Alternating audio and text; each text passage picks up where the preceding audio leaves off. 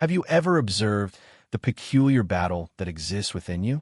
On the one hand, there's a fierce desire to succeed and a vision of what you may become. However, there's also a significant weight, hesitancy, and inertia that prevents you from moving forward. You accuse yourself of being lazy and then chastise yourself for it. But what if this tension is a message rather than a fault? What if your apparent indolence is actually attempting to teach you something about ambition in general? Maybe life is urging you to delve closer beneath it all. As you can see, ambition is a peculiarity. It is constantly pointing toward an unrealized vista in the future. When you get to the horizon, it has already moved, even though you claim that one day you will be this or accomplish that. Ambition is like trying to catch the last rays of the sun.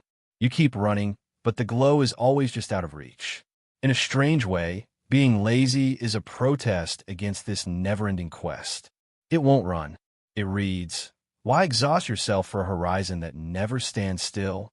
There's a tug-of-war going on inside of you, with ambition pushing you ahead and lethargy dragging you back.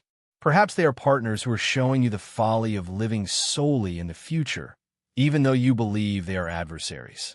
Ambition gives you potential. You are reminded of presence when you are lazy.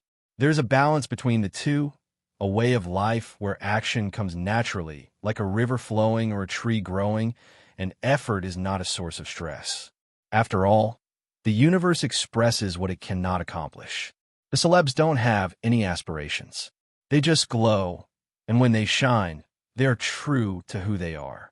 However, humans have developed a terrible fear of achieving ours. From an early age, we are told that we must ascend, accomplish, overcome, and demonstrate. We are taught that accomplishments, productivity, and awards are how we are judged. As a result, we become restless, constantly bending forward and infrequently present. Nevertheless, the soul and body both resist. You refer to it as laziness, but it's more than just sloth. It's guileless wisdom. It serves as a reminder from life that you are not a machine and that you cannot live forever. Without rest, ambition consumes itself. Without vision, laziness crumbles. Harmony is the key.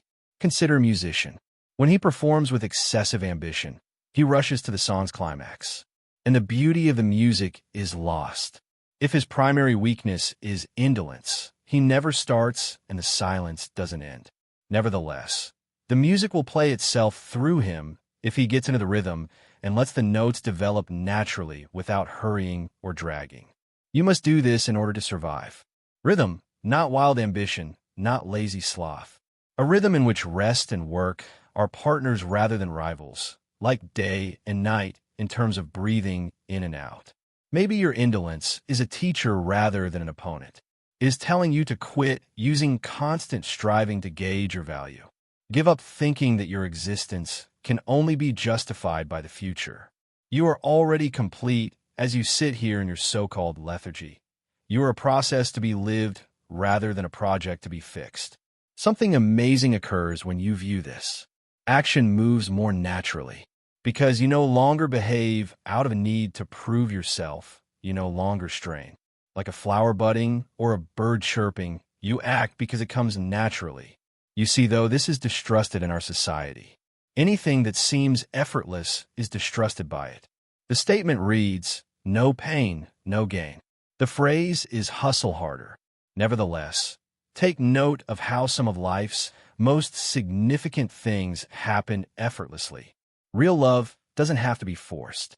A sudden burst of laughter breaks out, not in desperate battle, but in tranquil times, insight emerges. So why do we think that we need to grind nonstop to find our purpose? The untruth is exposed by laziness. It demonstrates that meaning is not a reward for reaching the finish of one's journey. The act of being alive itself has meaning. I'm not advocating for you to do absolutely nothing. That would be going too far. Instead, I'm arguing that clarity, not coercion, is the source of meaningful action. Work no longer feels like a chore when you behave with clarity. It turns into a game. Observe a young artist engrossed in their work. He doesn't feel lazy, and he doesn't call it ambition. He's just living the moment. He likes the colors, so they flow naturally. And when you discover what makes you happy and give it your whole attention, ambition wanes, laziness vanishes, and only the joy of expressing is left.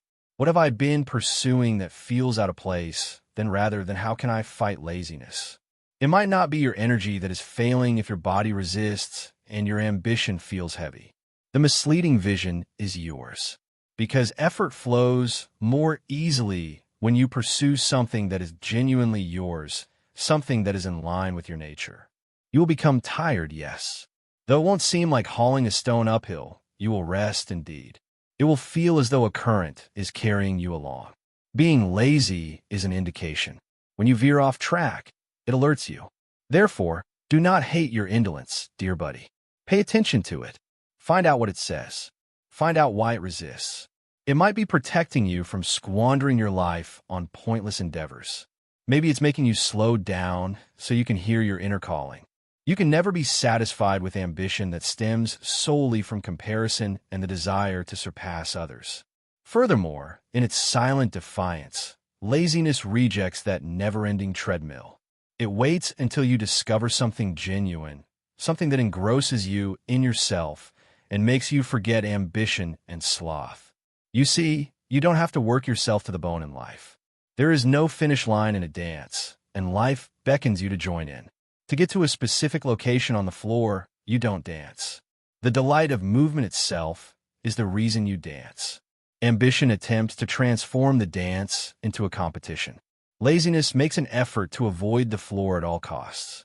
Wisdom, however, recognizes that both impulses are misdirected unless they support the rhythm.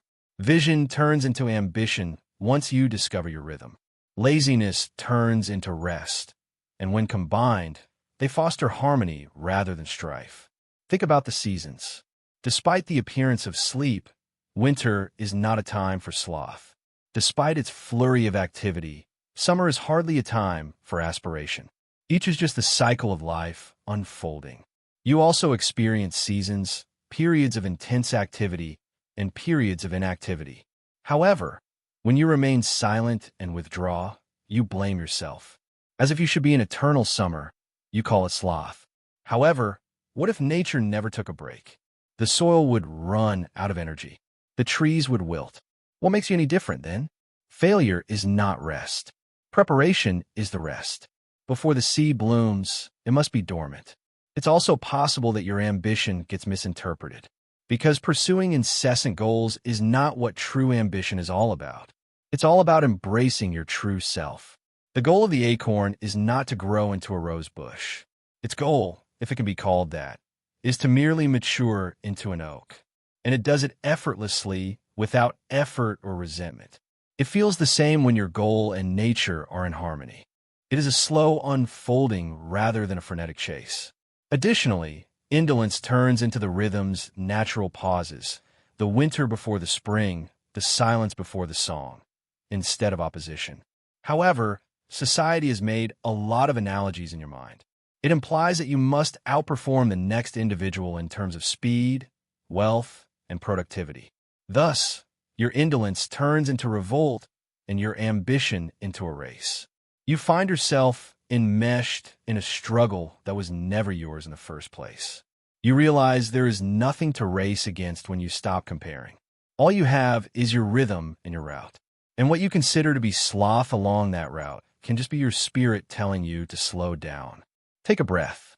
Life is happening right now, not at the finish line, so take a look around you. Consider how frequently inspiration strikes during downtime. It is rare for brilliant ideas and insights to emerge while you are working tirelessly. While walking and gazing at the skies, they end up in the shower. Why? Because ambition is silent during those times. The mind calms down, allowing for the emergence of inspiration amid the quiet. In order for your indolence to become fertile ground, it must be respected. It may turn into the soil where vision develops. However, shame stifles the gift, so you must stop criticizing it and calling yourself names. It can produce results when it is accepted. But won't I accomplish nothing at all if I just accept my laziness? No. Indulgence is not what true acceptance is. It's consciousness. You start to receive the message of your idleness when you recognize it without passing judgment. Sometimes it tells you to take a break. This route is not yours. It says sometimes. Occasionally, it instructs to remain still. Soon, the appropriate action will be taken. Laziness becomes guidance when it is transformed into awareness. It turns into the sage voice of equilibrium. Additionally, effort is no longer required after equilibrium is restored. Like music coming back to rhythm, it transforms into play, movement, and expression. Do you see how ambition and indolence are mirrors rather than enemies? When misinterpreted, each one might lead you astray. Without a break, ambition turns into obsession. Without vision, laziness turns into stagnation. However, when taken as a whole, they help you choose the middle path, the manner of natural unfolding, rhythm, and equilibrium. For this reason, the ancients talked about yin and yang, motion and rest, and harmony between opposites.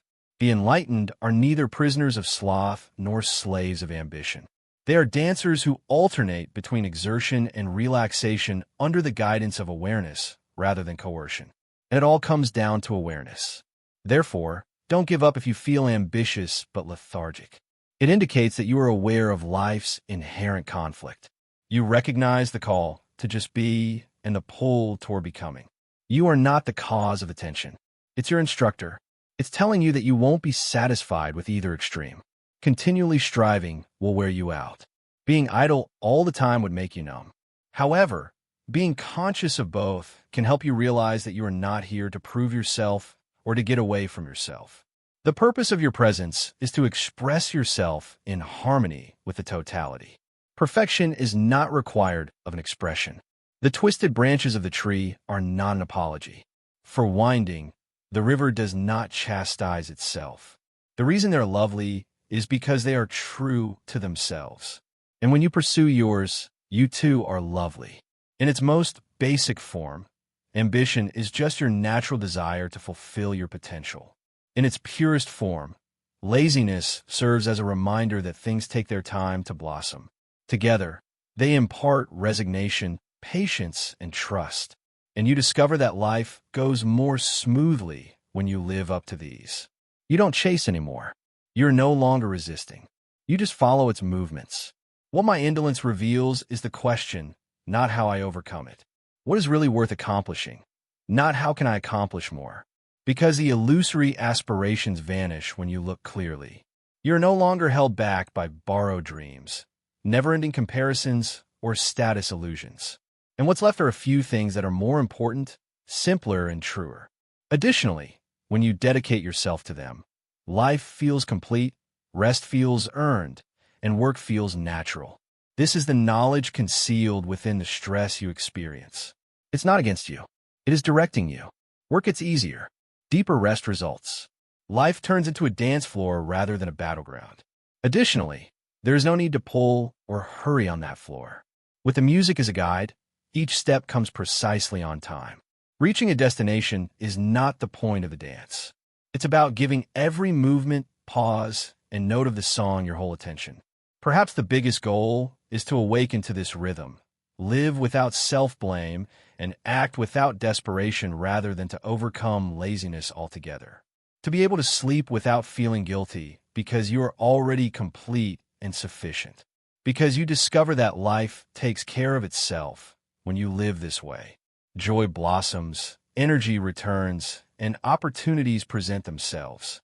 You don't chase anymore. You're not hiding anymore. You take part, and you learn the truth by taking part. That you were never hampered by ambition or indolence. Only they were misinterpreted. All they were attempting to do was educate you how to regain your equilibrium. It's okay to feel both ambitious and sluggish at the same time. You are a human being torn between the demands of the present and the promise of the future. However, you stop battling yourself once you realize that both are a part of the same beat. When the time is right, you take action. When it's time to rest, you rest. You live in sync with the vast dance of life when you do this. And that's sufficient, my friend. More than sufficient. You've been waiting for this wisdom.